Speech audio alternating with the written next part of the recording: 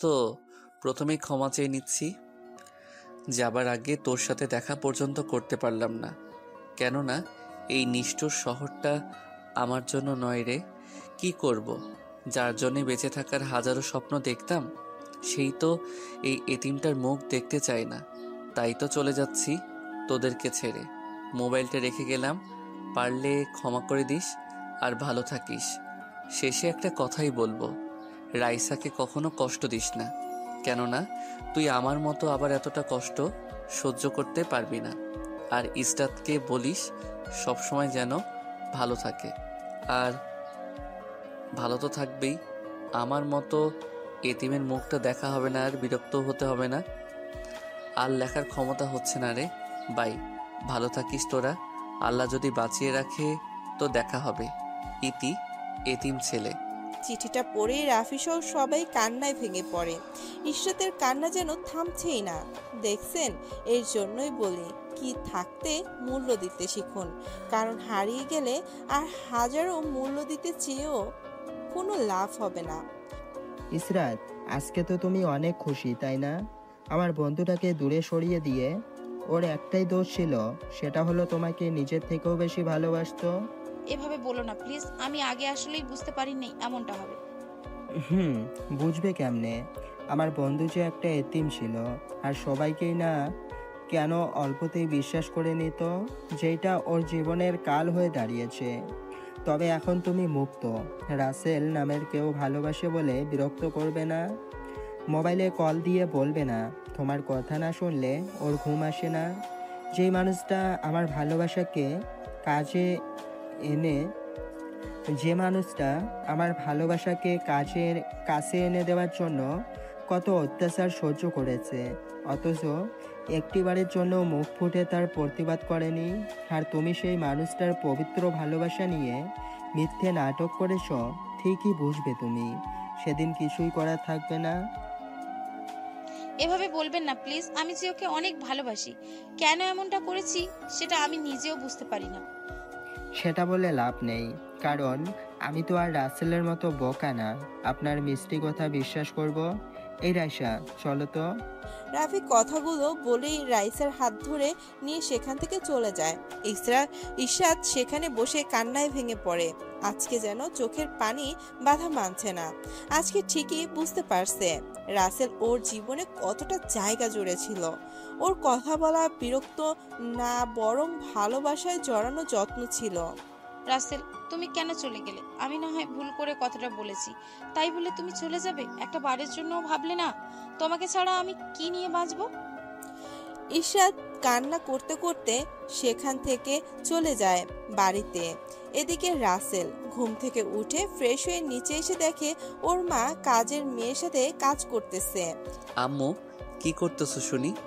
দেখছিস রান্না করতেছি, তাও জিজ্ঞেস করছিস?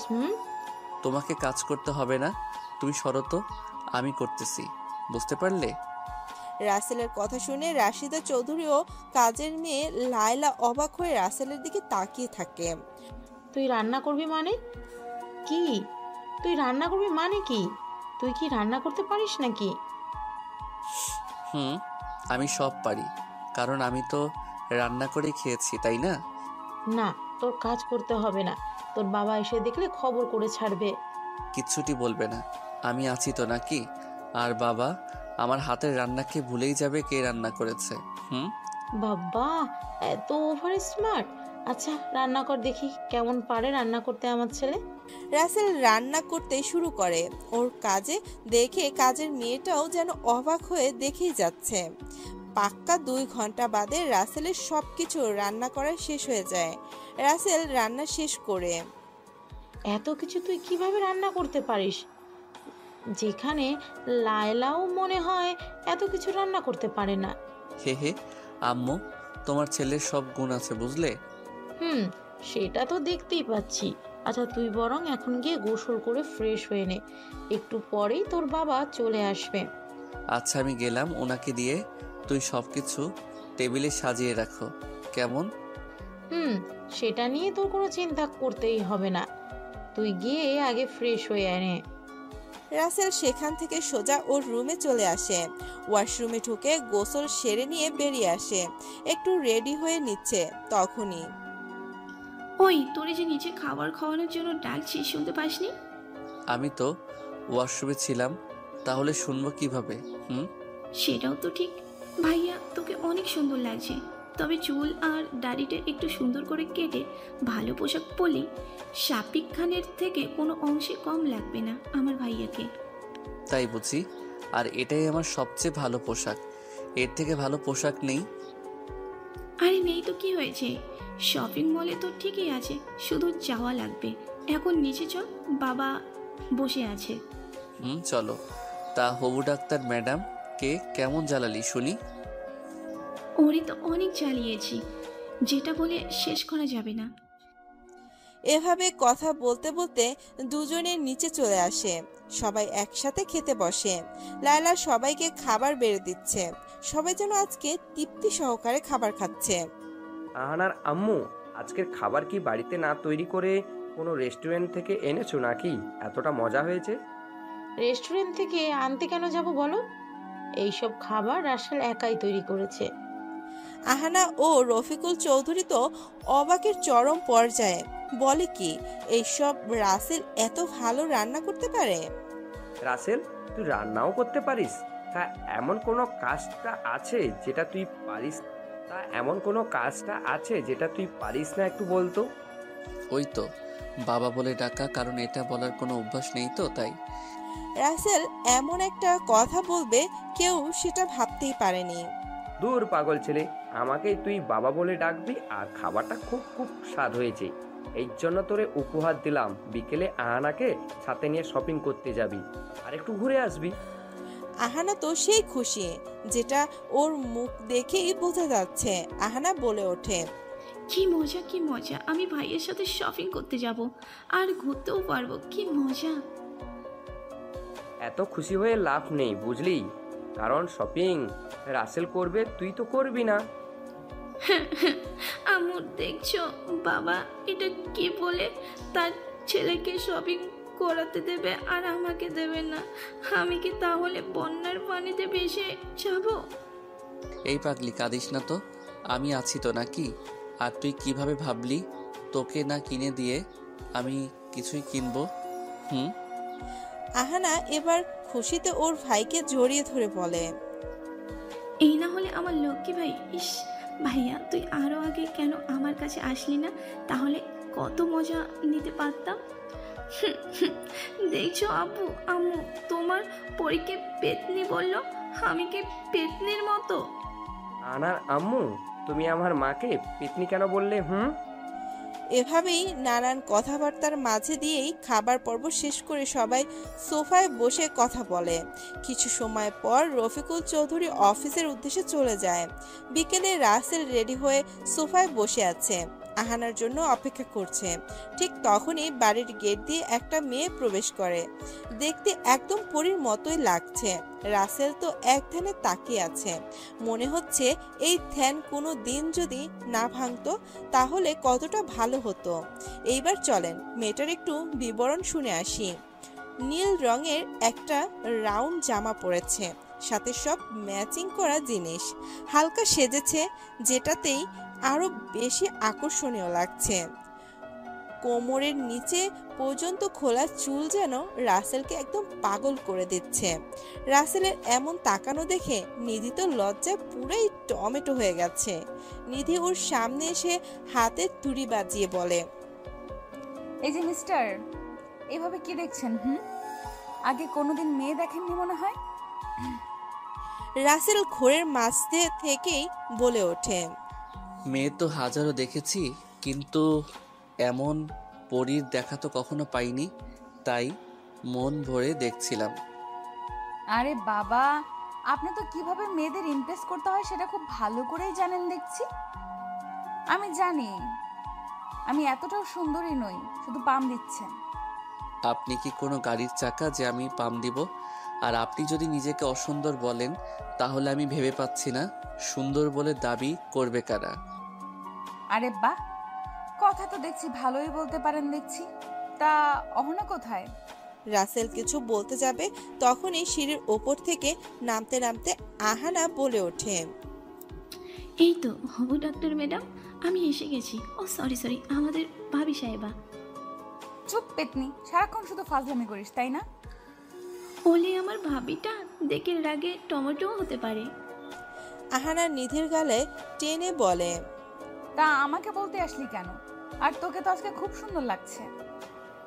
আরে আজকে প্রথম ভাইয়ের সাথে ঘুরতে যাব, তো একটু তো সাজতে হবে তাই না?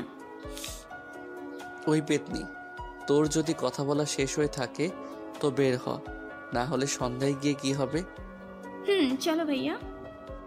এইদিকে নিধি বারবার রাসেলের দিকেই তাকিয়ে আছে, শুধু দেখেই যাচ্ছে আর মনে মনে ভাবছে, কোনোদিন কারোর উপরে আমি ক্রাশ খাইনি, এই প্রথম ওর উপরে আমি ক্রাশ খাইলাম। ইস, ভাবতেই কেমন ভাল লাগে। তারপর রাশিদা চৌধুরীকে বলে ওরা গাড়ি নিয়ে বেরিয়ে পড়ে। রাসেল ড্রাইভ করতেছে আর পেছনে বসে নিধি আর আহানা নন স্টপ ভাঙার রেডিওর মতো বেজেই যাচ্ছে। এই হচ্ছে মেয়ে মানুষ, দুজন একসঙ্গে হয়েছে তো হলো, কোকিলের মতো কথা বলেই যাবে। রাসেলের তো মাথা ধরে গেছে ওদের কথা শুনে। অনেকটা সময় পর ওরা একটা শপিং মলে চলে আসে। তারপর গাড়ি পার্কিং করে তিনজনে শপিং মলের ভিতরে প্রবেশ করে। আহানা শুধু দেখেই যাচ্ছে। হঠাৎ নিধির চোখে আটকে যায় একটা পাঞ্জাবির উপরে, যেটা আহানা লক্ষ্য করে। কিরে ভাবে, তুই এইভাবে এই পাঞ্জাবিটার দিকে তাকিয়ে আছিস কেন? ওই পাঞ্জাবিটা না আমার খুব পছন্দ হয়েছে। তুই যদি তোর ভাইয়ের জন্য কিনতি তবে তোর ভাইকে সেই মানাতো। টপ সুন্দরীর ভাবির পছন্দ কি আর খারাপ হতে পারে নাকি? আর এটা আমারও খুব পছন্দ হয়েছে। আহানা পাঞ্জাবিটা কিনে নেয়। এদিকে ওরা শপিং করতেছে আর রাসেল ঘুরে ঘুরে এটা সেটা দেখতেছে। একটা জামা রাসেলের খুব পছন্দ হয়, কিন্তু কিভাবে আহানাকে কিনে দেবে? ওর কাছে তো কোনো টাকা পয়সা নেই, তাই জামাটা মন খারাপ করে দেখছে, যেটা আহানা এসে দেখতে পায় আর জামাটা কিনে নেয়। এবার আহানা লক্ষ্য করে রাসেলের মুখে স্পষ্ট খুশির রেখা ফুটে উঠেছে। এইভাবে ওরা তিনজন অনেক কিছু শপিং করে, একটা রেস্টুরেন্ট থেকে খেয়ে ঘুরতে বের হয়, একটা নদীর ধারে আসে যেখানকার পরিবেশটা খুবই সুন্দর, নিমিষেই মন ভালো হয়ে যায়। ওরা জানিস, এই জায়গাটায় আসলে আমার অনেক ভালো লাগে, মনে হয় নিজেকে একদম হালকা মনে হয়। এই জায়গাটা আসলেই খুব সুন্দর। কল কল নদীতে বয়ে চলা ঢেউ আর শব্দে মুখরিত পরিবেশ। এইদিকে নিধি কথা বলছে আর একটু একটু সামনের দিকে হেঁটে চলেছে। রাসেল খেয়াল করে এক সময় নিধি একটা জায়গায় দাঁড়িয়ে আছে যেখানের মাটি এই ভেঙে যাবে। রাসেল নিধিকে টান দিয়ে সরিয়ে নিতেই ওই মাটি ভেঙে নদীতে পড়ে যায়। এদিকে রাসেল আচমকায় টান দেওয়ায় ফলে নিধি ওর উপরে গিয়ে পড়ে।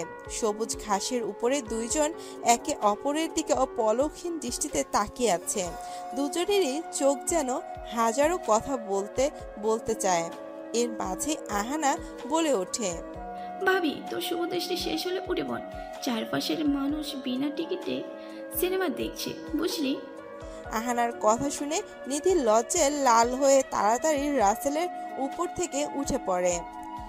ধন্যবাদ আপনাকে এইভাবে আমাকে সেভ করার জন্য। ইটস ওকে মিস হবু ডাক্তার ম্যাডাম। ভাইয়া চল, অনেক তো এখানে ঘুরলাম, এখন ওই দিকে গিয়ে আমার আর ভাবির পছন্দের ফুচকা খাবো। চলেন, ফুচকা পাগলির দল। বুঝি না এই ফুচকার মাঝে কি আছে যে মেয়েরা এটা খাওয়ার জন্য এতটা পাগল। এই যে আপুমনিরা, আপনারা আমাকে একটু বলে দিয়েন তো আসলে কি কারণে এই ফুচকা আপনাদের এত প্রিয়। তারপর ওরা তিনজন একটা ফুচকার দোকানে এসে ফুচকা নিয়ে খেতে শুরু করে। রাসেল এক প্লেটের সাথে দুই রাক্ষসীর 3 প্লেট খেয়ে শেষ হয়ে যায়। আহানা, তুই কি আরো ফুচকা খাবি? অলরেডি কিন্তু 3 প্লেট শেষ করেছিস। এত তেলে ভাজা জিনিস খাওয়া কিন্তু ভালো না। আর খাবো না, অনেক খাইছি। আসলে ভাইয়া এইটা না দেখলেই কেমন জানি লোভ সামলাতে পারি না, শুধু খেতেই ইচ্ছে করে। এই যে ম্যাডাম, আপনি কি খাবেন? কেউ যদি আদর করে আইসক্রিম এনে বলতো তুমি কি এটা খাবে, তাহলে খেতাম, কিন্তু এমনটা তো আমার কল্পনা। বাবারে বাবা, কি প্ল্যান! মাইরে, আইসক্রিম খাওয়ার। ভাবি, তোর থেকে তো আমার অনেক কিছু শিখতে হবে। নিধি কিছু বলতে যাবে তার আগেই রাসেল আইসক্রিম নিয়ে এসে ওদের সামনে হাজির হয়। এই নিন আপনাদের জন্য স্পেশাল আইসক্রিম, চুষলেই মজা আর মজা। ধন্যবাদ। আর আমাকে তুমি করে বলবে। এসব আপনি বলতে, শুনতে বা বলতে দুটোই আমার অ্যালার্জি বলতে পারো। আচ্ছা ঠিক আছে, তুমি করেই বলবো। আমি আবার ইনজেকশন দেখে ভয় পাই। রাসেলের কথা শুনে তো নিধি হো হো করে হেসে দেয়। রাসেল এক দৃষ্টিতে ওই হাসির মাঝেই যেন হারিয়ে যায়। এত সুন্দর মন কাড়া হাসিও কারো হয়, যেটা নিধিকে না দেখলে রাসেল বিশ্বাস করতো না। ভাইয়া, তোর আইসক্রিম তো গলে গলে পরে শেষ হয়ে গেল। আমি তো পরীর হাসিতেই ক্রাশ খেয়ে বসে আছি। কি যে বলো এসব বিড়বিড় করে, দাও আইসক্রিম, তোমার খেতে হবে না। নিধি রাসেলের হাতে থাকতেই আইসক্রিম খেতে শুরু করে। এক পর্যায়ে আইসক্রিম শেষ, রাসেল একটা আঙুল মুখে নিয়ে কামড় দিয়ে বসে। আহ, এই রে, সরি, আমি তো আইসক্রিম মনে করেই গেছি। ভাবি, তুই ভাইয়ের আঙ্গুলকে আইসক্রিম ভেবে খেয়ে নিচ্ছিলি? হায় রে কপাল। আচ্ছা, এখন বাড়ি ফেরা যাক, অনেক তো ঘোরা হলো।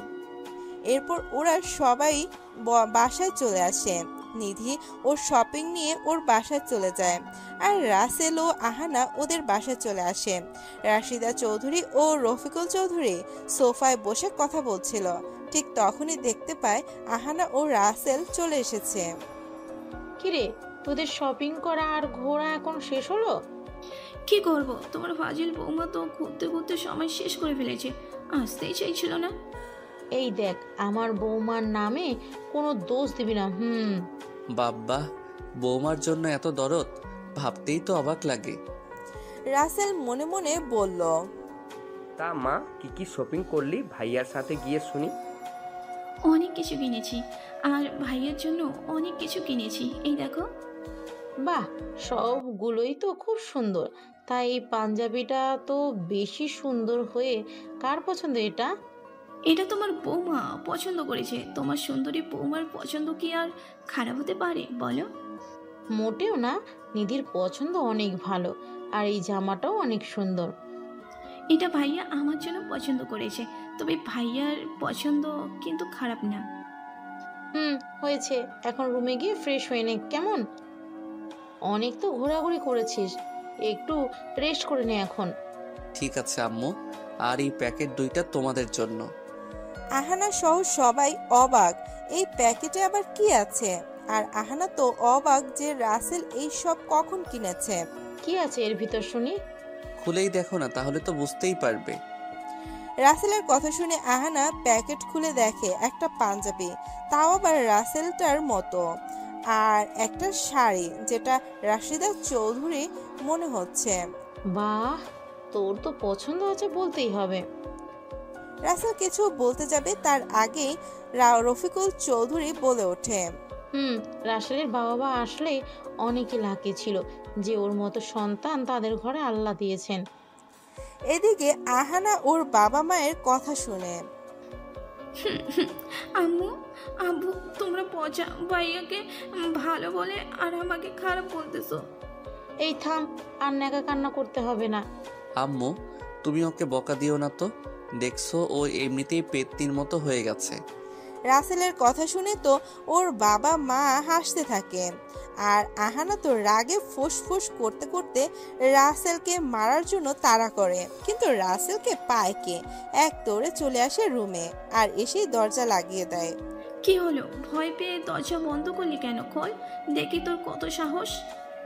আমার সাহস দিয়ে কি করব? তোর সাহস থাকলেই হবে।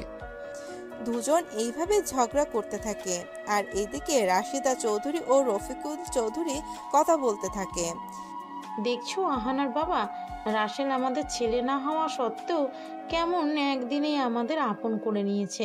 মনে হচ্ছে যেন রাসেল আমার গর্বের সন্তান। রাসেল অনেক ভালো একটা ছেলে, হয়তো আমাদের ছেলে থাকলে ওর মতোই হতো। হুম, দেখবে আল্লাহ একদিন আমার ছেলেকে আমার কোলে ঠিকই ফিরিয়ে দিবে। এই আশাতেই তো আজও দিন গুনেই যায়। আল্লাহ যদি আমাদের মুখের দিকে একটু ফিরে তাকায়। এইভাবে দুজন অনেক কথা বলে। এইভাবে হাসি ঠাট্টার মাঝ দিয়ে কেটে যায় অনেক দিন। একদিন সবাই খেতে বসেছে। রাসেল, আজকে তোকে আমার সাথে যেতে হবে। আমি আবেদন করে দিয়েছি, তোর আজকে পরীক্ষা। ও, তাহলে তো ভালোই হলো। তোর কিছুই করতে হবে না, শুধু গিয়ে হাজিরিটা দিবি, ব্যাস। তারপরে যা করা লাগে আমি করব। না বাবা, আমি আমার নিজের যোগ্যতা অনুযায়ী কর্ম করতে চাই, তোমার পাওয়ার অনুযায়ী নয়। সেটা ভালো কথা,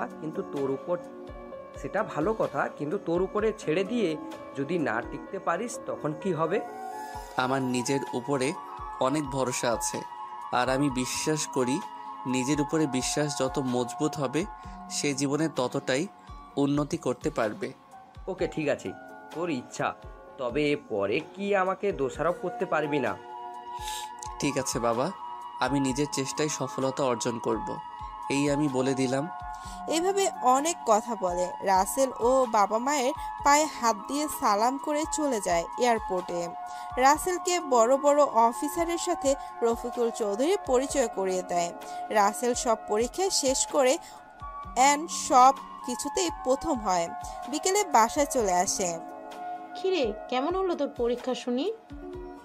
আম্মু, অনেক ভালো হয়েছে। বাকিটা এখন আল্লাহর হাতে। তবে আমার আশা আছে এই চাকরিটা আমার হবেই। দোয়া করি বাবা, তোর মনের আশা যেন আল্লাহ পূরণ করে। এখন খেয়ে নে, সারাদিন তো মনে হয় কিছুই খাসনি। রাসেল ওর মায়ের সাথে খেয়ে দিয়ে রুমে এসে সেই একটা ঘুম দেয়। সন্ধ্যায় ঘুম ভাঙে আহানার ডাক শুনে। এই ভাইয়া উঠে পর, সন্ধ্যা হয়ে এলো। ওই ভাইয়া ওর তাড়াতাড়ি। উঠছি, তুই যা। আচ্ছা আমি গেলাম, তুই উঠে আসিস কিন্তু, না হলে আবার না জানি কি করে বসে সেইটা জানি না। রাসেল উঠে ওয়াশরুমে চলে যায় আর আহানা চলে যায় ছাদে। রাসেল একটু পরে ছাদে চলে আসে। করে পেতনি, ছাদে কি করিস একা একা? দেখ ভাইয়া, ভালো কিন্তু হবে না, আমাকে তোর কোনো দিক দিয়ে পেতনি মনে হয়। আরে পাগলি, আমি তো তোর সাথে মজা করে বলি, তোকে রাগান্বিত করার জন্য। আমি তো বুঝি, তাই তো এতটাও রাগ করি না যাতে তোর মন খারাপ হয়। আচ্ছা, কি করিস একা একা? এই সময়ে না ছাদে বসে থাকতে খুবই ভালো লাগে। হালকা বাতাস, আবছা আলো, সব মিলিয়ে অসাধারণ।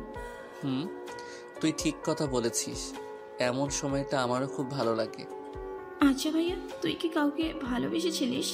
আহানার কথা শুনে রাসেল থতমত খেয়ে যায়। কি বলবে ভেবে পায় না। বলবো পরে একদিন, আজকে প্লিজ জোর করিস না, আমি বলতে পারবো না। আচ্ছা ঠিক আছে, তোর যখন ইচ্ছে হয় আমাকে বলিস, নো সমস্যা, কেমন? এইভাবে দুই ভাই বোন অনেক সময় কথা বলে ছাদ থেকে চলে আসে। নিচে খাবারের জন্য সবাই অপেক্ষা করতেছে। খাওয়া দাওয়া করে সবাই যার যার রুমে চলে যায়। রাসেল এসে ইশরাতের কথা ভাবতে থাকে। ইসরাত কেন করলে এমন তো হবার কোনো কথা ছিল না। আমি তো তোমাকে অনেক বেশি ভালোবেসেছিলাম। কি দোষ ছিল? আমি এতিম, এটাই। রাসেল ভাবছে আর চোখের জল ফেলছে। চোখের জল মুছতে মুছতে কখন যে ঘুমিয়ে গেছে সেই দিকে রাসেলের কোনো খেয়ালই নেই। সকালে ঘুম থেকে উঠে মসজিদ থেকে নামাজ পড়ে আসে। এইভাবে চলে যায় অনেকগুলো দিন। রাসেল বিমান বাহিনীর অফিসার পদে চাকরি পেয়েছে। কিছুদিন পরে ওকে ট্রেনিংয়ের জন্য যেতে হবে। আর রাসেল আহানার কলেজে ভর্তি হয়েছে। আম্মু, আমাকে নাকি লন্ডন যেতে হবে ট্রেনিংয়ের জন্য। যেতে হবে, তুই কোনো চিন্তা করিস না। মাত্র তো 6 মাস, তারপরেই আবার চলে আসবি। কিন্তু আমি তোমাদেরকে ছাড়া কিভাবে থাকবো বলো? এই কয়েকদিনে তোমাদের যে অনেক বেশি আপন করে নিয়েছি। দেখ বাবা, তুই একদম এটা মনে করিস না, তোকে অনেক বড় হতে হবে। আম্মু, সেই স্বপ্ন নিয়েই তো আজও বেঁচে আছি। তা না হলে সেই কবেই আল্লাহর কাছে চলে যেতাম। কি বলিস এসব? তোর মাথা ঠিক আছে? এখন গিয়ে রেস্ট নে যা, তাহলে দেখবি সব ঠিক হয়ে যাবে। আম্মু ঠিক আছে, তোমাদের কথা না শুনে কি আর পারি বলো? তোমরাই যে আমার সব, আমার কেউ নেই সেটা আর মনে হয় না তোমাদের পেয়ে। আমি কখনো ভাবতেও পারিনি তোমরা এই এতিম ছেলেকে এতটা আপন করে নিবে। বাবা, এভাবে বলিস না। তোকে আমি নিজের ছেলের মতোই ভালোবাসি। আমারও একটা ছেলে ছিল, ছোটবেলায় হারিয়ে গেছে। ও থাকলে হয়তো তোর মতোই বড় হতো। দোয়া করি আল্লাহ যেন তোমাদের হারিয়ে যাওয়া ছেলেকে তোমাদের কোলে ফিরিয়ে দেয়। এইভাবে সবাই অনেক কথা বলে। দেখতে দেখতে রাসেলের লন্ডন চলে যাবার সময় এসে যায়। ওর বাবা মা সব কাগজপত্র আগেই রেডি করেছে, তাই আর ওকে কিছুই করতে হচ্ছে না। এইদিকে নিধি রাসেলকে অনেক বেশি ভালোবেসে ফেলেছে, যেটা রাসেলকে বলার সাহস হচ্ছে না। রাসেল যে বোঝে না সেটা কিন্তু না, রাসেলও বোঝে নিধি ওকে ভালোবাসে, কিন্তু রাসেলের এসব আর প্রেম ভালোবাসা বিশ্বাস হয় না। রাসেল, দেখে শুনে থাকবি কিন্তু, আর শরীরে যত্ন নিতে একটু পিছু পা হবি না। এই আমি বলে দিলাম। ঠিক আছে আম্মু, আমি ভুলে গেলে তুমি মনে করিয়ে দিও কেমন? পাগল ছেলে একটা, কি বলিস? তোর শরীরে যত্ন নেবার কথা আমি এখান থেকে কিভাবে নিতে বলবো? আমি কি দেখতে পারবো নাকি? আম্মু, ভাইয়া যাওয়ার সময় হয়ে গেছে। আরও দেরি করলে আবার বিমানের পাইলট ওর জন্য বিমান নিয়ে বসে না থেকে সোজা চলে যাবে। তখন তোমার ছেলে এয়ারপোর্টে বসে বসে মশা মারবে। তুই চুপ কর। মা ছেলের খুনসুটি তুই দেখতেই পারছিস না। নিধিমা, তোমার মন খারাপ কেন? আরে না আন্টি, আমার মন খারাপ না। আর আমার মন তো সব সময় এমনই থাকে, তাই না? নিধি হাসালি, এইটা মায়ের মন। ছেলে মেয়ের মুখ দেখলেই বুঝতে পারি মনের মাঝে কি চলছে। না আন্টি, এসবের কিছুই না, তুমি শুধু শুধু বলছো। আচ্ছা ঠিক আছে। রাসেল তো বুঝেছে নিধির মনটা কেন খারাপ, কেননা নিধি মুখে বলতে না পারলেও অনেকভাবে বুঝিয়েছে ও রাসেলকে কতটা ভালোবাসে। এইদিকে নিধি মনে মনে ভাবে, জীবনে প্রথম কারোর প্রতি এতটা আকৃষ্ট হলাম, আর তাকে ভালোবাসে বলার আগেই চলে যাচ্ছে। আল্লাহ কেন আমার সাথে এমনটা করে? রাসেল, একটু আমার কথা শুনবে? নিধির কথা শুনে সবাই অনেকটাই অবাক হয়ে যায়, আবার কিছু বলেও না, কারণ সবাই বুঝতে পেরেছে নিধি রাসেলকে অনেক বেশি ভালোবাসে। রাসেল ওর মায়ের মুখের দিকে তাকিয়ে থাকে, আর ওর মা বলে, দেখ বাবা, মেয়েটা কি বলে, চলেই যাচ্ছিল। এটা শুনেই যার কথাটা। ঠিক আছে আম্মু, ওই চলো দেখি কি বলবে শুনি। চলো। নিধি আর রাসেল ওর রুমে চলে আসে। এইদিকে আহানা ও ওর মা মিটমিট করে হাসতেছে। পাগলি মেয়ে একটা, আমার ছেলেকে এতটা ভালোবাসে তবু সেটা বলতে পারছে না। আম্মু, ভাবি ভাইয়াকে অনেক বেশি ভালোবাসে, তাই তো সব সময় ভাবি আমার থেকে ভাইয়ার খবর নেয়। ভাইয়া এটা করেছে নাকি ওটা করেছে নাকি। আহানা আর নিধি ও রাসেলকে মানাবে অনেক ভালো। মনে হয় দুজন একে অন্যের জন্যই তৈরি। মা মেয়ে এভাবেই কথা বলতে থাকুক, আমরা বরং চলে যাই নিধি ও রাসেলের কাছে। কি বলেন আপনারা? নিধি রুমে গিয়েই রাসেলকে দৌড়ে গিয়ে জড়িয়ে ধরে কান্না করে দেয়। রাসেল তো মনে হচ্ছে আসমান থেকে পড়লো। এই কি করছো এসব? আমি যে একটা পরপুরুষ, সেটার কথা কি তোমার মনে নেই? না, নেই। আমি তোমাকে নিজের জীবনের থেকেও বেশি ভালোবাসি, সেটা কেন বোঝো না বলো? দেখো নিধি, তুমি অনেক লক্ষ্মী একটা মেয়ে, তোমার মনটাও অনেক ভালো। আমি কেন যে কেউ প্রথম দেখাই প্রেমে পড়বে? তাহলে তুমি আজও দূরে দূরে কেন আছো, আমাকে আপন করে না নিয়ে? আমাকে মাফ করে দাও, আমি তোমাকে ভালোবাসতে পারবো না। কেন ভালোবাসতে পারবে না? আমি কি দেখতে খারাপ নাকি তোমার সাথে মানাবে না, কোনটা? তুমি সব দিক দিয়েই পারফেক্ট। কি আমি তোমাকে ভালোবাসতে পারবো না? কারণ আমি ভালোবাসার বিশ্বাস করি না। দেখো, তোমার সাথে অতীতে কি হয়েছে সেটা আমি জানতে চাই না। আমি এটুকুই বলবো, আমি তোমার জন্য মৃত্যুর পরেও অপেক্ষা করব। শোনো নিধি, আমার কথা ভেবে নিজেকে কষ্ট দেবার কোনো মানেই হয় না। এই মনটা একটা পাথরে পরিণত হয়ে গেছে। যতই প্রেমের পানি ঢালো না কেন, প্রেমের গাছে ফুল ফুটবে না। আমার ভালোবাসা যদি পবিত্র হয়, তাহলে তোমার ওই পাথরের মনে আমি আমার প্রেমের ফুল ফুটিয়েই ছাড়বো। ওকে চেষ্টা করে দেখো, আর ভালো থেকো। যদি বেঁচে থাকি তো ফের দেখা হবে কোনো এক সময়ে। উপরের কথাগুলো বলেই রাসেল সেখান থেকে চলে আসে। নিধি সেখানেই দাঁড়িয়ে থাকে, দুই চোখে জলের যেন বন্যা বয়ে যাচ্ছে। রাসেলের অনেক কষ্ট হচ্ছে, কেননা রাসেলও তো নিধিকে ভালোবাসতে চায়, কিন্তু ইশরাতের কথা মনে হলেই সব এলোমেলো হয়ে যায়। কারণ নিধিও যদি অমন করে তাহলে যে ও বেঁচে থাকার ইচ্ছেটাই মরে যাবে। আম্মু আসি, আমার জন্য দোয়া করিও, আর তোমার মেয়েকে দেখে রাখিও। বাবা, আমার দোয়া তোর সাথে সব সময় আছে, আর আমি আমার দুই মেয়েকেই দেখে রাখবো। মায়ের এমন কথা শুনে রাসেল না হেসে পারে না, হো হো করে হেসে চলে যায় রাসেল। আহা, কি যে বলো না আম্মু। আচ্ছা বাই, আর পেতনি দেখে শুনে থাকিস। আহানা কিছুই বলল না, কেননা ভাইয়ের জন্য খুব কষ্ট হচ্ছে। এই কয়দিনে আসলেই অনেকটা আপন করে নিয়েছে। রাসেল এয়ারপোর্টে ওর বাবার কাছে বসে আছে, সব কিছু রেডি হয়ে গেছে। আর মাত্র কিছু সময় পরেই রাসেল চলে যাবে অন্য দেশের উদ্দেশ্যে। রাসেল চলে যাবে ঠিক সেই মুহূর্তে রাসেলের বাবা বলে ওঠে, বাবা, সব সময় নিজের খেয়াল রাখিস, আর কোনো চিন্তা করবি না, মনে করবি আমরা তোর সাথেই আছি। রাসেল ওর বাবাকে জড়িয়ে ধরে কান্না করে দেয়। বাবা ছেলের এমন ভালোবাসা দেখে ওখানে উপস্থিত সবাই যেন থমকে যায়। আচ্ছা বাবা, ঠিক আছে। আর তুমি নিজের আর আম্মু ও আহানার খেয়াল রাখিও। ভালো থেকো, বাই। রফিকুল চৌধুরী একধানে প্লেনের দিকে তাকিয়ে থাকে, ধীরে ধীরে চোখের পলকে সামনে হারিয়ে যায়, আর দেখতে পাওয়া যায় না বিমানটিকে। চোখের কোণে জমে থাকা পানি আজ একটু বেশি জমেছে। হাতের উল্টা পিঠ দিয়ে চোখের পানি মুছে বাসায় চলে আসে। এদিকে আহানা রুমে এসে দেখে নিধি এখনো কান্না করেই যাচ্ছে। ভাবি, তুই এভাবে কান্না করছিস কেন?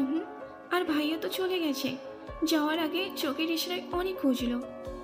চলে গেছে, আমি ওকে কতটা ভালোবাসি সেটা কেন মানতে চায় না? দেখ ভাবি, ভাইয়ের মনে হয় কালো একটা অতীত আছে, যেটার কারণে তোর ভালোবাসা একসেপ্ট করেনি। তবে আমি স্পষ্ট ওর চোখে তোর ভালোবাসা দেখেছি। সত্যি আমি ওকে অনেক ভালোবাসি। সেদিন রাত থেকেই তোর ভাই আমার রাতের ঘুম কেড়ে নিয়েছে। এখন তোরা ভাই বোন আমার ঘুম ফেরত দে। ভাইয়া ফিরে আসুক, তখন বলবো তোর ঘুম যেন ওভার টাইমেরটা সহ ফিরিয়ে দেয়। আহানার কথা শুনে নিধি ফিক করে হেসে ওঠে। এইভাবে কেটে যায় অনেকটা সময়। রাসেল লন্ডনে এসে পৌঁছে যায়। এয়ারপোর্টে এসে নেমে ওর গন্তব্যে চলে যায়। ওকে নিতে আসার লোকটার সাথে এইভাবে কেটে যায় অনেকগুলো দিন। এই দিকে রাফি ও রাইসা কলেজে বসে আছে। রাইসা, দেখেছ, মানুষ চলে গেলেও ঠিকই তার স্মৃতিগুলো রয়ে যায়। রাসেল নেই, অথচ তোমাকে আমার করার জন্য কত কি করেছে সেটা ঠিকই আছে।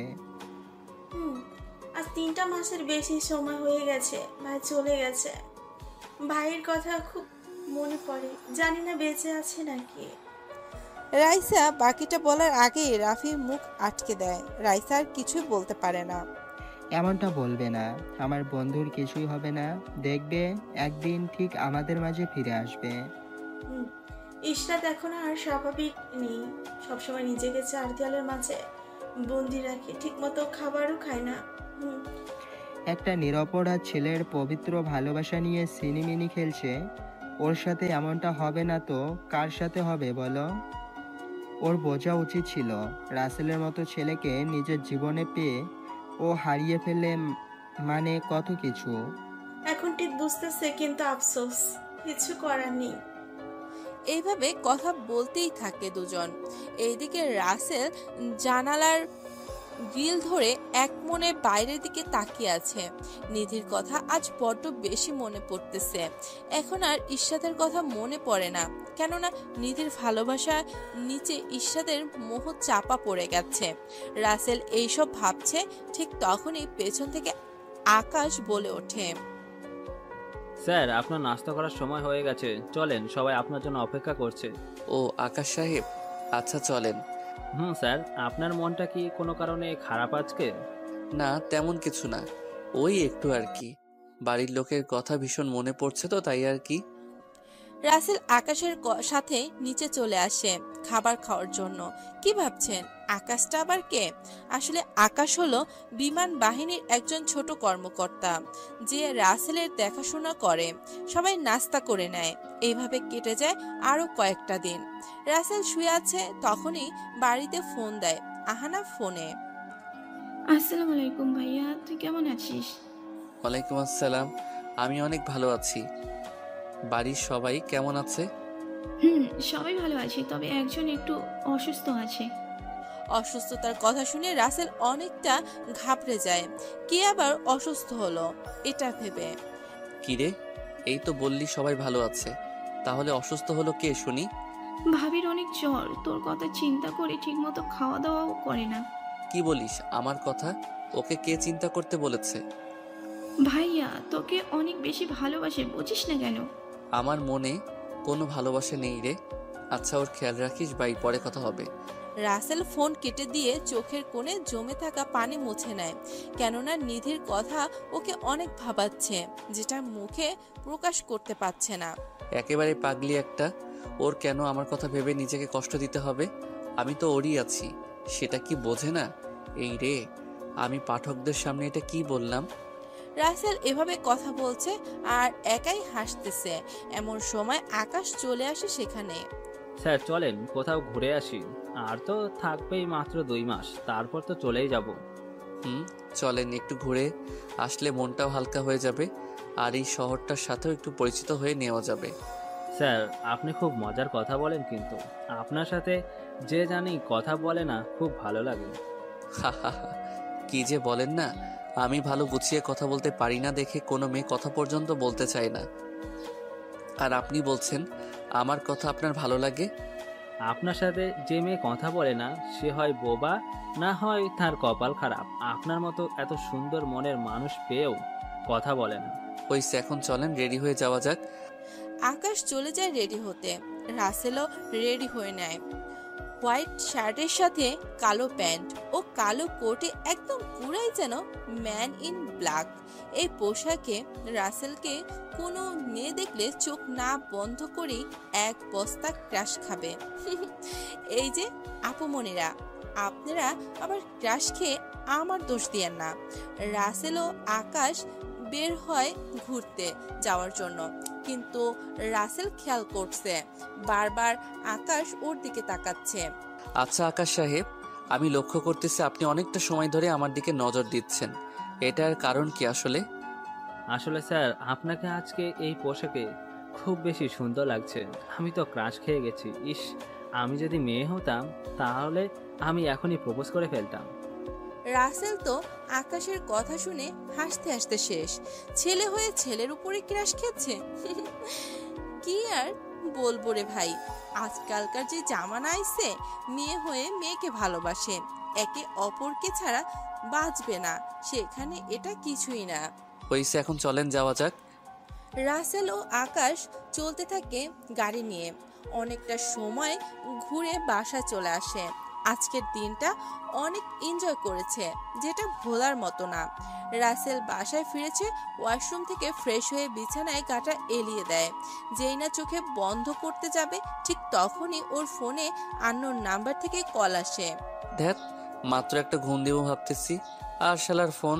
তোরে যে কি করবো, কল আসার আর সময় পেল না। রাসেল অনেকটাই রাগ নিয়ে মোবাইলটা হাতে নিয়ে কলটা রিসিভ করে আর বলতে শুরু করে, হ্যালো, কে বলছেন? আর কি সুখ পেলেন আমার এই সুন্দর সবেমাত্র আসা ঘুমটা নষ্ট করে? অনেক কিছুই পেয়েছি, যেটা বলে বোঝাতে পারবো না। রাসেল একটু অবাক হয়ে যায় নিজের কণ্ঠ শুনে, আর মনে মনে অনেকটা খুশিও হয়। রাসেলও ভাবে নিধির সাথে কথা বলবে, কিন্তু পারে না, যদি আবার মায়া জড়িয়ে যায়। আরে ডাক্তার ম্যাডাম যে, কেমন আছো? এতদিন পরে আমার কথা মনে পড়লো বুঝি? আল্লাহ রহমতে ভালোই আছি। কি বললে এতদিন পরে তোমার কথা মনে পড়লো? আরে দিনের 24 ঘন্টার 22 ঘন্টাই তোমার কথা না ভাবলে আমার দিনটাই ভালো কাটে না। তোমার সাথে যোগাযোগ করার আমার কোনো ওয়ে নেই। অনেক কষ্টে লুকিয়ে অহনার থেকে নাম্বার নিছি, তবে তোমার খবর আমি রোজ অহনার থেকে নিতাম। রাসেল নিধির এমন মন কাড়া কথা শুনে কি বলবে ভেবে পায় না। একটা মেয়ে এতটা ভালো কিভাবে বাসতে পারে। দেখো নিধি, আমি আগেও বলেছি আর এখনো বলছি, আমার মনে প্রেম ভালোবাসা বলতে কোনো জিনিস নেই। তুমি সুন্দর ও লক্ষ্মী একটা মেয়ে, দেখবে আমার থেকেও ভালো বর পাবে। চাই না আমার ভালো বর, তুমি ন্যাংরা কানা হলেও আমি শুধু তোমাকেই চাই এবং মৃত্যুর পরেও তোমাকেই চেয়ে যাব।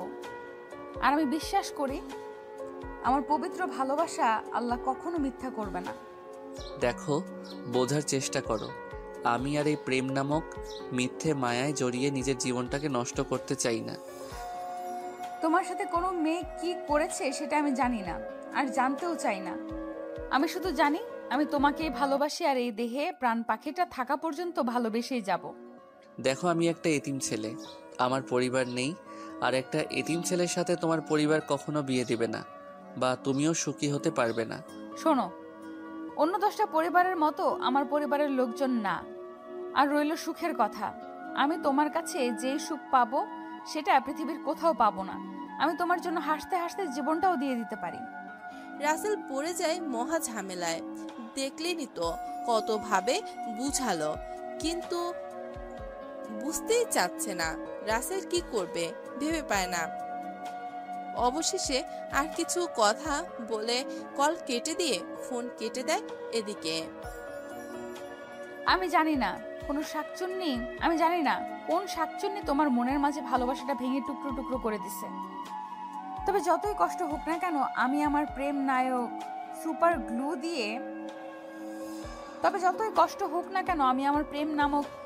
গ্লু দিয়ে তোমার ভাঙা মনকে জোড়া লাগাবই। তুমি শুধুই আমার। আই লাভ ইউ কলিজা, আই রিয়েলি লাভ ইউ সোনা পাখি। আহানা রাসেলকে কল দে তো, একটু কথা বলি। ওর সাথে কথা না বললে আমার ভালো লাগে না। আম্মু, ভাইয়া মনে হয় এখন ঘুমাচ্ছে, তাই রাতে কথা বলিনি। ভাইয়া পরিশ্রম করে বুঝতেই তো পারো। ঠিক আছে। এদিকে রাসেল গভীর ঘুমে আচ্ছন্ন। চারিদিকে কি হচ্ছে কিছুই জানে না রাসেল। রাতে ঘুম ভাঙতেই উঠে ফ্রেশ হয়ে এসে রাতের খাবার সেরে নেয়। স্যার, কালকে তো আমার এখানে যেতে হবে, ওইখানে নাকি ট্রেনিং হবে আমাদের। ও সমস্যা নেই, আমি তো আছি নাকি, সব কিছুই ঠিক করে নিব। স্যার, আপনি থাকতে আমার কোনো চিন্তা নেই। আপনি যেখানে সেখানে চিন্তা করেই বা কি হবে। এখন গিয়ে তাহলে ঘুমিয়ে পড়েন। শুভরাত্রি স্যার। শুভরাত্রি। আর সকালে একটু তাড়াতাড়ি উঠিয়েন, কেমন? আকাশ চলে যায় রাসেলের কথায় হাসূচক জবাব দিয়ে। এদিকে রাসেল বিছানায় শুয়ে ওর মায়ের নাম্বারে একটা কল দেয়। কল দিতে দেরি, রিসিভ হতে দেরি না। আসসালামু আলাইকুম আম্মু, কেমন আছো? ওয়ালাইকুম আসসালাম। আমি কি করে ভালো থাকি তোকে ছাড়া, বল। তুই কেমন আছিস? আম্মু, তোমাদের রেখে যে আমিও একটু ভালো নেই। একদম চিন্তা করবি না, কেমন? আর নিয়ম মতো খাবার খাবি বলে দিলাম। আম্মু, আর তোমরাও তোমাদের যত্ন নিও, কেমন? এইভাবে বাড়ির সবার সাথে অনেক সময় কথা বলে ফোন কেটে দিয়ে ঘুম পরীকে জড়িয়ে ধরে ঘুমের রাজ্যে হারিয়ে যায়। সকালে ফজরের আজানের শব্দে রাসেলের ঘুম ভেঙে যায়। রাসেল নামাজ পড়ে এসে নাস্তা করে বসে থাকে আকাশের জন্য। একটু পর আকাশ চলে আসে। শুভ সকাল স্যার, কেমন আছেন? শুভ সকাল। আমি ভালো আছি, তুমি কেমন আছো? স্যার, আমিও অনেকটা ভালো আছি। তা স্যার, চলেন আমরা বরং চলে যাই এখান থেকে। চলো, আমি তো আপনার জন্য রেডি হয়ে বসে আছি, আপনি তো আসতে লেট করে ফেলেছেন। স্যার, আসলে আজকে ঘুমটা একটু দেরিতে ভেঙেছে, তাই এই অবস্থা আর কি। ওরা দুজন কথা বলে বেরিয়ে পড়ে। সেই জায়গায় উদ্দেশ্যে কিছু সময় পরে চলেও আসে। সব ফর্মালিটিস পূরণ করে সেখান থেকে চলে আসে। বিকেলের দিকে রাসেল রুমে এসে সোজা শুয়ে পড়ে, কেননা আজকে সারা দিন অনেকটাই খাটাখাটনি করার কারণে একটু বেশি ক্লান্ত। এর মাঝেই নিধির কল আসে। রাসেল ফোনের স্ক্রিনের দিকে তাকিয়ে বলে, এই রে, নিধি ম্যাডাম তো কল দিচ্ছে, এখন আমি কি করি? শুধু ভালোবাসি ভালোবাসি করেই তো আমার কানের 12টা বাজিয়ে দিবে না, মানে কষ্ট পাবে। তার চেয়ে বরং কলটা রিসিভ করে দেখি কি বলেন আপনারা। হ্যালো ডাক্তার ম্যাডাম, বলেন কি জন্য কল দিলেন? শোনো, বেশি কথা বললে কিন্তু একেবারে ইঞ্জেকশন দিয়ে দিমু। বলে দিলাম। এই আমাকে ইঞ্জেকশন দেবার কথা বলে ভয় দেখাচ্ছ? আমি কি তোমাদের মতো নাকি যে সামান্য তেলাপোকা দেখেই ভয় পাবো? আরে আমরা না হয় তেলাপোকা দেখে ওই একটু একটু ভয় পাই, কিন্তু তুমি তো ইঞ্জেকশন দেখেই ভয় পাও। রাসেল তো নিধির হাসির শব্দেই মাতাল হয়ে যায়, চুপ করে হাসির শব্দ শুনতে থাকে। এই আমাকে কি তুমি মেরে ফেলতে চাও নাকি বলো তো? নিধি রাসেলের কথা শুনে অনেকটাই চমকে ওঠে, বলে কি এই ছেলে। এই আমি তোমাকে মারার প্ল্যান করতেছি মানেটা কি? ঠিকই তো বলছি, এত মিষ্টি হাসি দিলে এমনিতেই তো আমার হার্ট বন্ধ হয়ে যাবে। জানো, তোমার হাসি শুনে আমি এক বস্তা ক্রাশ খাইছি। কি বলো পাগল একটা, আমার বুঝি লজ্জা পায় না? ওলে বাবালে, কন্যা আবার দেখি সেই লেভেলের লজ্জাও পায়। থাক, আর লজ্জা পেতে হবে না। আচ্ছা তুমি আসবে কবে? তোমাকে না দেখে আমার এই মনটা যে ব্যাকুল হয়ে আছে, সব সময় শুধু তোমার ভাবনায় মগ্ন থাকে। তোমার মনকে ফ্রিজে তুলে রাখো, তাহলে বরফ জমে ঠান্ডা হয়ে থাকবে, আর কিছুই ভাববে না। আরে কি বলো, তোমার মনটা যে আমার কাছে সারাক্ষণ আগলে রাখি, আর যদি ফ্রিজে রাখি তাহলে তো ঠান্ডা লাগবে, তাই না? কই, আমার মনটা তো আমার কাছেই আছে, তাহলে তোমার কাছে কি করে গেল শুনি? তুমি বুঝবে না, আর কবে আসবে বলো না গো? আমি যে আর তোমাকে না দেখে থাকতে পারছি না। 2 মাস পরে আবার 2 মাস পরে আসবো আমি, এখনো ট্রেনিং শেষ হয়নি তো। আর শোনো, আমি কিছুদিন কথা বলতে পারবো না দেখে ভেবো না তোমাকে ভুলে গেছি। আসলে আমার ফাইনাল এক্সাম তো, তাই। ও আচ্ছা, ভালো করে পড়ে মন দিয়ে পরীক্ষা দিও, কেমন? তুমি আমার সাথে আছো, তাহলে পরীক্ষা ভালো না হয়ে আর কি করব? আর কি করে পারে বলো? হয়েছে, আর বলতে হবে না। আচ্ছা এখন বাই, আমি একটু ঘুমাই, ভালো লাগছে না। এইভাবে দিন পেরিয়ে যেতে থাকে, আর একটা মাস শেষ হলেই রাসেল চলে আসবে। রাসেলের কাছে যেন একটা মাস একটা বছরের মতন মনে হচ্ছে। রাসেল আহানাকে কল দেয়। কি রে পেতনি, কি খবর, কেমন আছিস? ভাইয়া ভালো হচ্ছে না, কিন্তু তুই দূরে গিয়েও আমাকে পেতনি বলিস। তোকে যদি এখন সামনে পাইতাম তাহলে তোর খবর করে ফেলতাম। তোকে রাগাতে যে আমার অনেক বেশি ভালো লাগে, তাই খুঁটিয়ে খুঁটিয়ে তোর সাথে ঝগড়া করি। ভাইয়া আমি বুঝি। ভাইয়া তোকে ছাড়া ভালো লাগে না, চলে আয় তাড়াতাড়ি। আসবো তো, আমি সামনের মাসে বাড়িতে, তখন আমার ট্রেনিং শেষ হয়ে যাবে। এখানে যে আমারও থাকতে ভালো লাগে না। আচ্ছা ভাইয়া তুই থাক, আমি গিয়ে একটু আম্মুর সাথে কাজে সাহায্য করি। বাব্বা, তুই আবার কাজের মানুষ কবে থেকে হলি শুনি? এ তো দেখছি ভূতের মুখে রাম নাম বলার তুই। ভাইয়া তুইও না কি যে বলিস না, বুঝতে পারি না। আমি কি কাজ করি না বল? এই যে আমি তোর সাথে ঝগড়া করি, এটা কি কাজ না বল? হয়েছে, আর নেকা কান্না কানতে হবে না, তুই বরং গিয়ে আম্মুর সাথে কাজ কর। রাসেল বলেই ফোনটা কেটে দেয়। এইদিকে আহানা গিয়ে ওর আম্মুর সাথে একটু কাজে সাহায্য করে, রাতের খাবার খেয়ে শুয়ে পড়ে। এইদিকে নিধির চোখে ঘুম নেই, চোখটা বন্ধ করলেই রাসেলের মুখটা ভেসে ওঠে। কি জ্বালা রে ভাই, এই ছেলে দেখি সব সময় আমার সাথেই থাকে, ঘুমাতেও দেয় না, আর খুব ভালো বলে ভালোবাসে না। ঠিকই আমাকে ভালোবাসে কিন্তু বলে না। কোন ফাজিল মাইয়া যে আমার কলিজার মনটা নষ্ট করেছে বুঝি না। যদি ওরে পাইতাম একেবারে মাথার সবগুলো চুল ছিঁড়ে নিতাম। না, এটা তো ঠিক না, কারণ ও এমনটা না করলে আমি তো আমার কলিজার দেখাই পেতাম না। এইসব ভাবতে ভাবতেই কখন যে ঘুমিয়ে যায় বুঝতেই পারে না।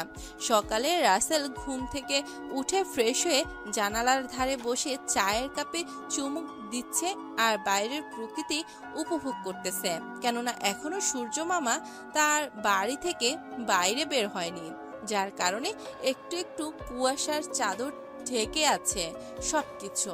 রাসেল এক মনে তাকিয়ে আছে বাইরের রাস্তার পাশে দাঁড়িয়ে থাকা একটা স্ট্যাচুর দিকে।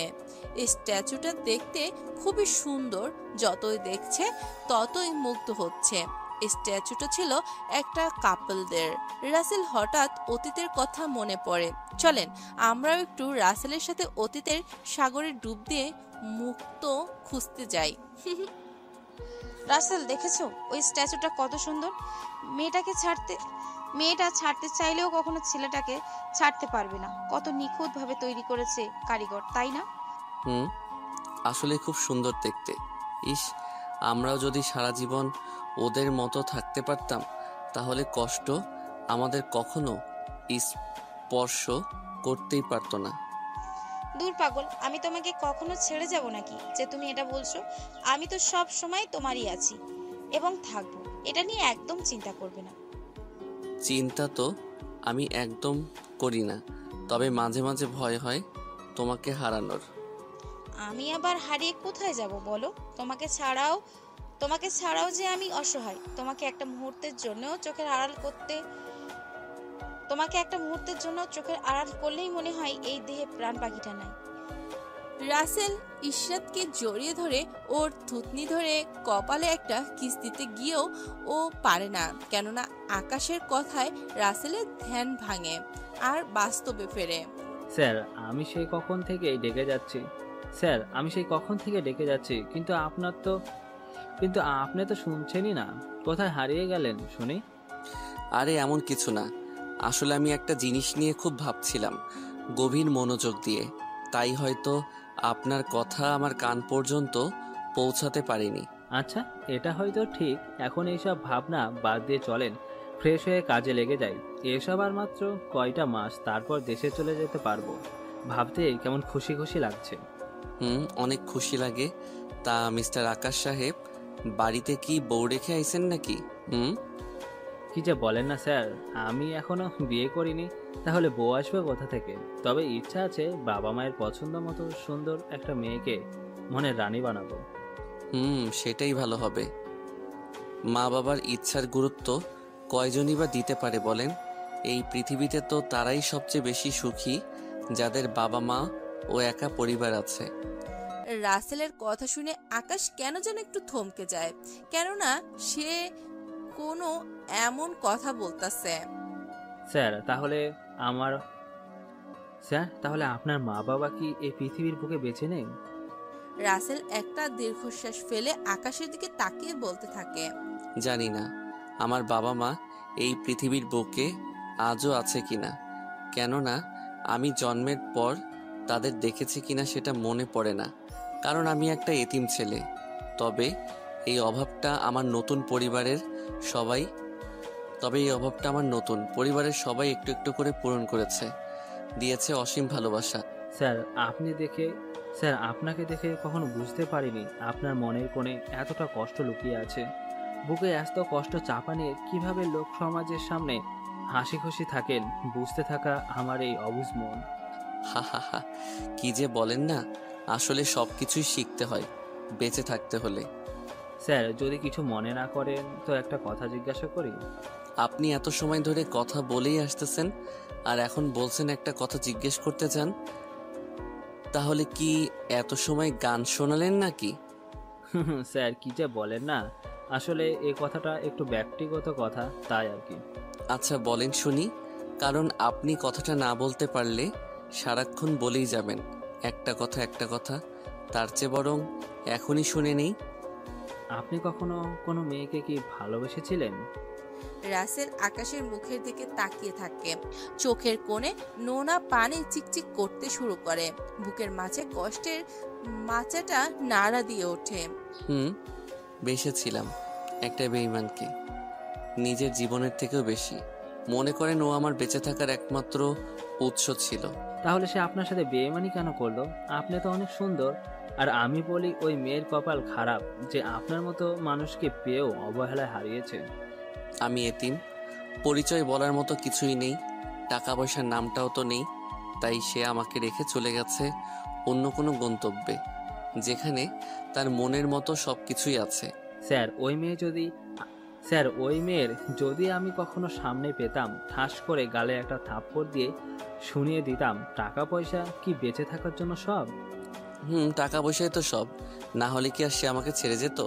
একটা সময় কতই না ভালোবাসতাম, একটা মুহূর্তের জন্যেও চোখের আড়াল হতে দিত না। কিন্তু এখন মানুষ দুটো একই আছি, শুধু সময়টা পাল্টে গেছে। আচ্ছা স্যার, অনেক শুনেছি, এখন এইসব বাদ দিয়ে চলেন কাজে যাওয়া যাক। আর তো কয়টা দিন মাত্র। চলেন, একটু দেরি হয়ে গেল মনে হয়। রাসেল চোখের কোণে জমে থাকা নোনা পানি ডান হাতের উল্টো পিঠ দিয়ে মুছে নিয়ে রেডি হতে চলে যায়। এদিকে আকাশও রেডি হয়ে নেয়। কিছু সময় পরে দুজনই বেরিয়ে পড়ে। সারাদিন ট্রেনিং করে সন্ধ্যার আগে বাসায় চলে আসে। স্যার, আজকের দিনটা খুব ভালো কেটেছে, কখনো মনেই হয়নি আমি ট্রেনিংয়ে আছি। তা মিস্টার আকাশ, কেন মনে হলো না শুনি? আর আপনার মনটা এত খুশি খুশি বা কেন মনে হচ্ছে? এতদিন আপনার মনের গহীনে লুকিয়ে থাকা কষ্টের কথাটা জানতে খুব ইচ্ছে করছিল, কিন্তু সেটা আজকে শুনতে পেরেছি, তাই মনটা খুব ফ্রেশ। ওরে বাবা রে, আমি তো এখন বুঝতে পারলাম। আচ্ছা যান, গিয়ে ফ্রেশ হয়ে নিন। ঠিক আছে স্যার, আমি গেলাম, আপনিও ফ্রেশ হয়ে নিন। রাসেল গিয়ে ফ্রেশ হয়ে হালকা একটু নাস্তা করে বিছানায় এসে গাটা এলিয়ে দিতেই যেন ঘুম পড়িয়ে এসে জড়িয়ে ধরে হারিয়ে যায় ঘুমের রাজ্যে। রাসেলের ঘুম ভাঙে রাতে। উঠে ফ্রেশ হয়ে রাতের খাবার খেয়ে ফোনটা হাতে নিয়ে রাফির কথা চিন্তা করতে থাকে। আজকে রাফির কথা ওর খুব মনে পড়তেছে। কোনো ওয়েও নেই যে ওর সাথে যোগাযোগ করবে, তাই মনের মাঝে এক বালতি কষ্ট নিয়ে আবারও ঘুমের দেশে পাড়ি জমায়। এইভাবে পার হয়ে যায় 27টা দিন। আর মাত্র কয়েকটা দিন, তারপরেই চলে যাবে এই চিরচেনা নিজের জন্মভূমি বাংলাদেশে। ভাবতেই কেমন যেন খুশি খুশি লাগে। এমন সময় আকাশ চলে আসে আর বলে, স্যার, আমরা তো চলেই যাব, এখন পরিবারের সবার জন্য এখান থেকে কিছু জিনিস নিয়ে গেলে সবাই অনেক খুশি হবে। কেমন? আমি তো এমনটা ভেবে দেখিনি। আপনি এসে সত্যি কথাটাই বলে মনে করাই দিচ্ছেন। স্যার, আমি সবসময় ঠিক কথাই মনে করিয়া দিয়ে দেখলেন তো নাকি? দেখলাম। এটা একটা আপনার বিশেষ গুণ বলা যায়। তা কখন যেতে চাচ্ছেন শপিং করতে? আজকে তো কোনো কাজ নেই, তাই আজকে গেলেই কিন্তু ভালো হতো। পরে আবার কি হবে কে জানে। সেটাও তো কথা। আচ্ছা তাহলে আমরা বরং বিকেলের দিকে যাবনি। আচ্ছা ঠিক আছে, আপনি যেটা বলেন। সেটা উল্টানোর সাহস কি আর আমার আছে বলেন? কেমন? আরে কি যে বলেন না। আচ্ছা এখন গিয়ে নাস্তা করেন, আমি করে নিয়েছি। আচ্ছা স্যার, আমি তাহলে যাই। আকাশ কথাটা বলেই স্থান ত্যাগ করে তার থাকার জায়গায় চলে যায়। এদিকে বাসে বসে ভাবে কার জন্য কি নেবে ভাবতেই থাকে, কিন্তু তার মাথায় আসে না আসলে কি নেলে সবাই খুশি হবে। এইভাবে সময় গড়িয়ে বিকেল হয়ে আসে। আকাশ রেডি হয়ে রাসেলের কাছে আসে। স্যার, আমি তো রেডি হয়ে এসে পড়লাম, কিন্তু আপনি তো এখনো রেডি হননি। আরে আর বলিও না, আমি দুপুরে ঘুমিয়েছিলাম, তাই উঠতে একটু লেট হয়ে গেছে। তুমি সোফায় গিয়ে বসে একটু অপেক্ষা করো, আমি এই রেডি হয়ে এলাম। আচ্ছা স্যার, ভাবির মতো আবার মেকআপ করে সময় নষ্ট করিয়েন না। আকাশ কথাটা বলেই হাসতে হাসতে চলে যায় সোফায়। রাসেলও হাসি পায় আকাশের কথা শুনে। রাসেল রেডি হয়ে আকাশের কাছে আসে। এই যে মিস্টার আকাশ সাহেব, চলে যাওয়া যাক। আপনি তো গভীর মনোযোগ দিয়ে ভাবির কথা ভাবতেছেন মনে হয়। ভাবি না হলে ভাবির কথা ভাববো আর কেমন? রাসেল আর আকাশ কথা বলতে বলতে চলে আসে শপিং মলের ভিতরে গিয়ে এটা ওটা দেখতে থাকে। রাসেল কি নেবে ভেবে উঠতে পারে না। এদিকে আকাশের কেনাকাটা কিন্তু শেষ। আচ্ছা, আপনি কখন কিনবেন? সে কখন থেকে শুধু দেখেই যাচ্ছেন, কিছু তো কিনছেন না। কি নিলে সবাই খুশি হবে সেটাই আমি ভেবে পাচ্ছি না তো। তাহলে কি কিনবো বলেন? আরে আপনার মতো কিছু কিনে নেন না, তাহলেই সবার পছন্দ হবে। রাসেল আকাশের কথা শুনে দেখে প্রথমেই ওর আম্মুর জন্য একটা জায়নামাজ ও তসবি কেনে।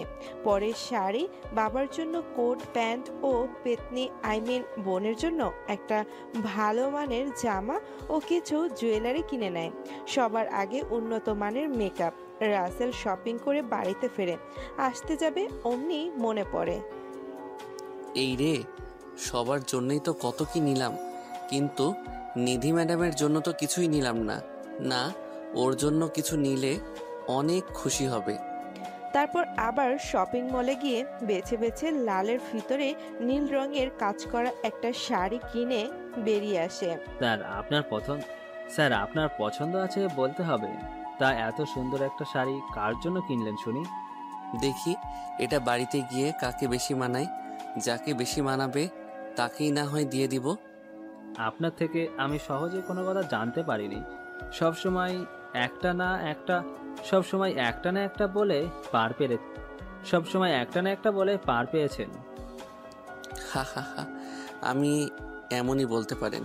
এখন চলেন, পেটের মধ্যে চুহা দৌড়াদৌড়ি করতেছে, তাকে শান্তি দিয়ে আসি রেস্টুরেন্টে গিয়ে। স্যার, অনেক ক্ষুধা লেগেছে। আপনি এখন সঠিক সময়ে সঠিক কথা মনে করেছেন। সব সময় কি আর আপনার সঠিক কথা শোনার জন্য থাকা যায় বলেন? এত শপিং কেউ করে নাকি? সময় বেশি লাগালেন। আপনি আর বললেন আমি সময় বেশি নষ্ট করিয়েছি। নেন, নিজেকে তো আর নিজে বলতে পারি না, তাই সব বাদ দিয়ে চলে যাওয়া যাক রেস্টুরেন্টে। স্যার, চলেন যাওয়া যাক। রাসেল ও আকাশ একটা রেস্টুরেন্টে ঢুকে পছন্দের খাবার অর্ডার করে খেয়ে বিল মিটিয়ে সোজা বাসায় চলে আসে। সারাদিন অনেকটাই ক্লান্ত থাকার কারণে বিছানায় গা এলিয়ে দিতেই ঘুমের রাজ্যে হারিয়ে যায়। ঘুম ভাঙে রাতে। বিছানা থেকে উঠে ফ্রেশ হয়ে রাতের খাবার খেয়ে নিয়ে রুমে এসে বাড়িতে কল দেয়। সঙ্গে সঙ্গে আহানা কল রিসিভ করে। হ্যালো ভাইয়া, কেমন আছিস? আলহামদুলিল্লাহ, আমি অনেকটাই ভালো আছি। তা তোরা সবাই কেমন আছিস? আমরাও অনেক ভালো আছি, কিন্তু তোকে অনেক মিস করছি রে ভাইয়া। সারাক্ষণ একা একা লাগে, মন চায় তোর কাছে ছুটে আসি। ছুটে আর আসতে হবে না, আমি নিজের কয়েকদিন পরে তোর কাছে চলে আসতেছি, বুঝতে পারলি? তোর এত সুন্দর গুছিয়ে বাংলা কথা যদি না বুঝতে পারি তাহলে কি আর হিন্দি বুঝতে পারবো বল? সেটাও ঠিক। তা বাবা মা কোথায় রে পেতনি? আম্মু নামাজ পড়তেছে আর আব্বু মসজিদে গিয়েছে নামাজ পড়তে।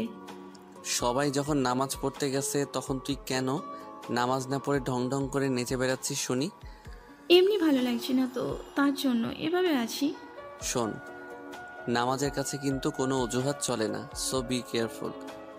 ভাইয়া, আমি কাল থেকেই 5 ওয়াক্ত নামাজ পড়বো, ঠিক আছে? এখন নামাজ পড়ে আল্লাহর কাছ থেকে তওবা করে ক্ষমা চেয়ে নিস এত বছর জানা অজানায় গুনাহ করার জন্য। আর শোন, রোজা কিন্তু থাকিস, কেমন? এভাবে আরো অনেক কথা বলে রাসেল কলটা কেটে দেয়। এদিকে রাফি রাসেলের ছবিটা হাতে নিয়ে বারবার দেখছে আর কান্না করতেছে। রাফিও যে একটু ভালো লাগছে না রাসেলের চাঁদ মুখটা না দেখতে পেয়ে।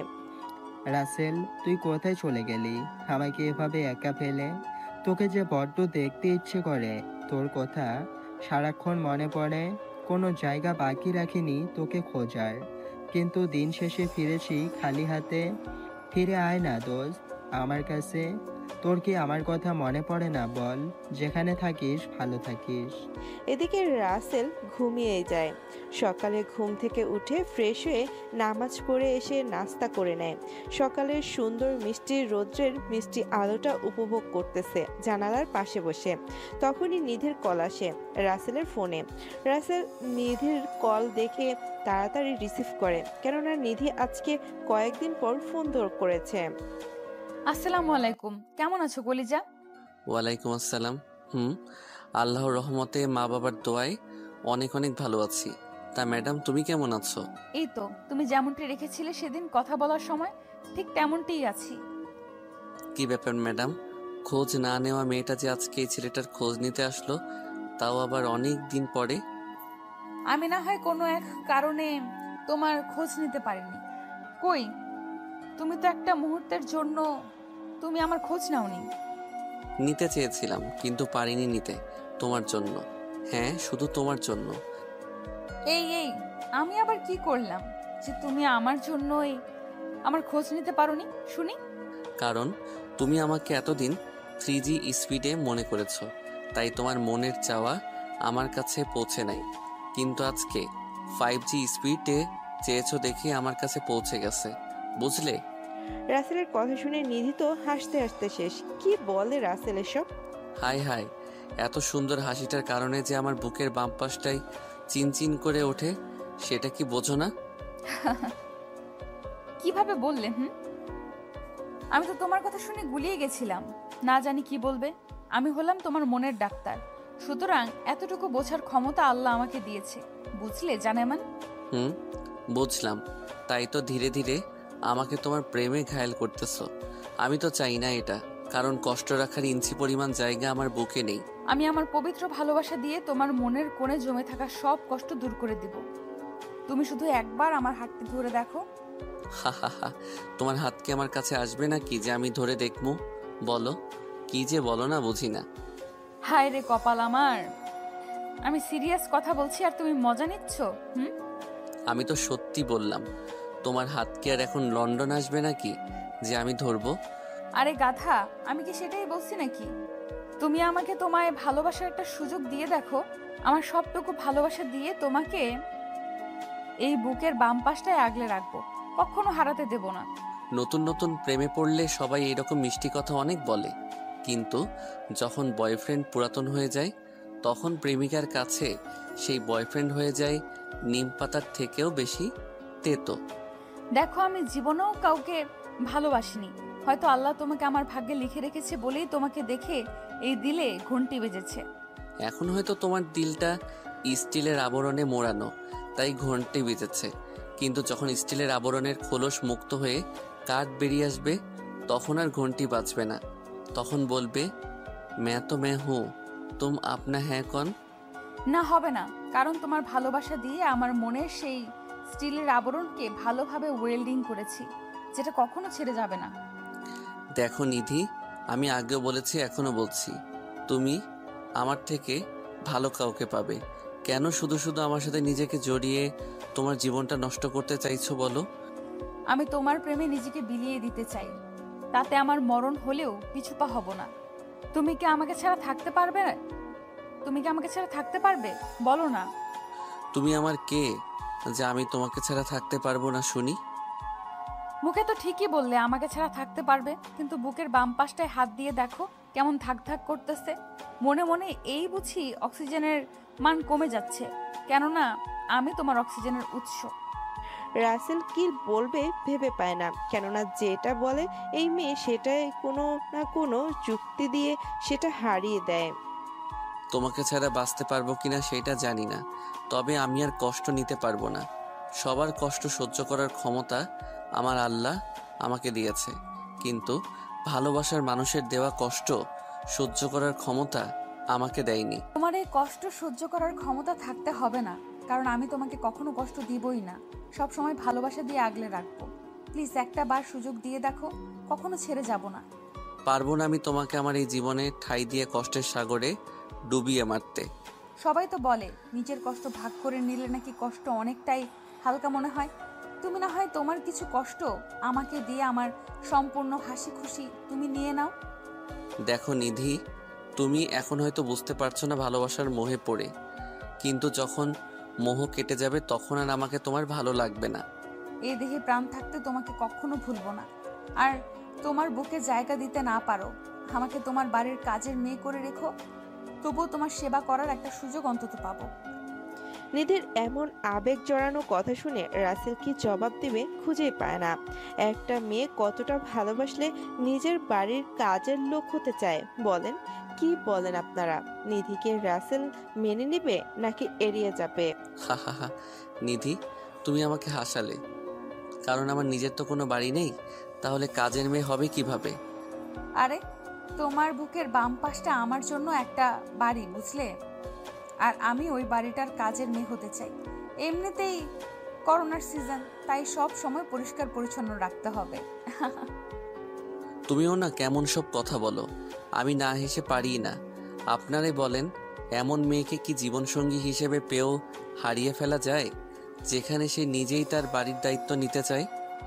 তুমি তো শিখাচ্ছ এমন কথা বলতে আমাকে, আমি কি থোড়ি এসব বলতে পারতাম? বাব্বা, সবকিছু নিজেই বলে এখন আমার নামে চালিয়ে দেওয়া হচ্ছে, তাই না? হুম, তুমি তো আমার সব, তোমার সাথেই তো এমন দুষ্টুমি করবো, তাই না? আচ্ছা তুমি থাকো কেমন, আব্বু ডাকছে, দেখি কি বলে। আচ্ছা তাহলে যাও, ভালো থাকো, আল্লাহ হাফেজ। ওকে, তুমিও থাকো। আল্লাহ হাফেজ। রাসেল নিধির ছবিটা ধরে নিয়ে বুকের পাশে যত্ন করে রেখে দেয়। এদিকে নিধিকে যে কিছু বলবে সেটারও কোনো উপায় নেই, কেননা পাগলি তো লজ্জা পেয়ে দৌড়ে পালিয়েছে। পাগলি একটা, এখনো বাচ্চা অমর স্বভাব যায়নি। আমি কি আসলেই ভাগ্যবান যে নিধির মতো এত সুন্দর একটা মনের মানুষকে পেয়েছি, যার মনে নেই কোনো অহংকার, আছে শুধু অফুরন্ত ভালোবাসা। কিন্তু ভয় হয় যদি আমাকে আবার ইসরাতের মতো ছেড়ে চলে যায়। এসব ভাবছে রাসেল, ঠিক তখনই আকাশ হাতে 2টা কফি নিয়ে চলে আসে। এই ছেলেটাও না কেমন ঠিক বুঝে যায় কখন রাসেল কি খেতে মন চায়। শুভ সকাল স্যার, এই নিন আপনার জন্য স্পেশাল কফি নিয়ে আসলাম। শুভ সকাল। ধন্যবাদ আপনাকে মিস্টার আকাশ সাহেব। তা আপনি কিভাবে বুঝতে পারলেন যে এখন আমার কফি খেতে মন চাচ্ছে? আমি এসে দেখি আপনি ফোনে কথা বলছেন আর উদাস হয়ে বাইরে তাকিয়ে কি একটা ভাবছেন, তাই এই কফিটা আপনার প্রয়োজন বুঝতে পারলাম আর টপ টপ করে নিচে চলে আসলাম। এখন খেয়ে নিন। আচ্ছা বসেন। দাঁড়িয়ে আছেন কেন? আমি আপনার স্যার বলে কি এখানেও আমার সামনে এভাবে দাঁড়িয়ে থাকবেন নাকি? Sorry sir. আচ্ছা ঠিক আছে, আমি বসতেছি। এইভাবে নানান কথাবার্তার মাঝে দিয়ে চলে যায় দিনগুলো। আগামীকালকেই ফিরে যাবে নিজ দেশে, অন্যের দেশ ফেলে রেখে। রাসেল সব কাগজপত্র আগে ঠিক করে নিয়েছে, এখন শুধু জিনিসপত্রগুলাই গুছিয়ে নেওয়া বাদ আছে। রাসেল সব জিনিসপত্রগুলো গুছিয়ে রাতের খাবার খেয়ে রুমে চলে আসে। সকাল 6টায় ফ্লাইট। রাসেলও বাবার কাছে ফোন করে। আসসালামু আলাইকুম বাবা, কেমন আছো? আমাকে তো ভুলেই গেছো। ওয়ালাইকুম আসসালাম, আমি ভালো আছি, তুই কেমন আছিস? তা বাবা, আমি তোকে ভুলে গেছি নাকি? তুই আমাকে ভুলে গেছিস কোনটা? আমি কি তোমাকে ভুলতে পারি বলো? শুধু একটু মনে কম রেখেছি, এটাই। হি হি হি। পাগল ছেলে, তা কালকে তো ফিরেই আসতেছস তাই না? তুমি তো সব জানোই, আবার জিগাও কেন? দেখলাম যে এটাও তোর মনে আছে কিনা মনে নেই। এইভাবে বাবার সাথে অনেক সময় কথা বলে রাসেল। ফোন কেটে দেখে নিধি অনেকগুলা কল দিছে, যেটা রাসেল তেরও পায়নি। এই রে মহারানী, এতগুলো কল দিচ্ছে আর আমি টেরই পাইনি। না জানি কোন লেভেলে রেগে আছে কে জানে। না বাবা না, মহারানী রাগ ওঠার আগেই কল ব্যাক দেই। রাসেল কল লিস্ট থেকে কিউট পাগলি নামটা বের করে কল দেয়। হাই হাই, কি নাম মাইরে, কিউট পাগলি। নিধি কল রিসিভ করে কথা বলে না, শুধু কানে ধরে আছে আর রাগে ফোঁসফোঁস করতেছে। মনে হচ্ছে এই বুঝি জাতির সাপের মতো ছোবল দিবে। এই পাগলি, কথা বলো না কেন? তোমার নিঃশ্বাস শুনতে শুনতে তো আমার নিঃশ্বাসে ঘাটতি পড়ে যাচ্ছে। বলবো কেন কথা? কতবার কল দিছি, তুমি কি ধরেছো? আবার কথা বলো, তাই না? আরে আমি বাবার সাথে কথা বললাম, বুঝতেই পারো কিলকে চলে আসতেছি তোমাদের কাছে। বুঝতে পারো কালকে চলে আসতেছি তোমাদের কাছে এই বিলাতি মেম সাহেবদের একা করে। শ্বশুর আব্বার সাথে কথা বললে দেখে যাও, ক্ষমা করে দিলাম। আর বিলাতি মেয়েদের দিকে তাকাও, তোমার চোখ তুলে নেব বলে দিলাম। তুমি শুধু আমার, তাই শুধু আমাকেই দেখবে। রাসেল তো নিধির এমন রাগী কথা শুনে অবাক, যে এত নরম স্বভাবের মেয়ে এতটা রাগ কিভাবে করতে পারে।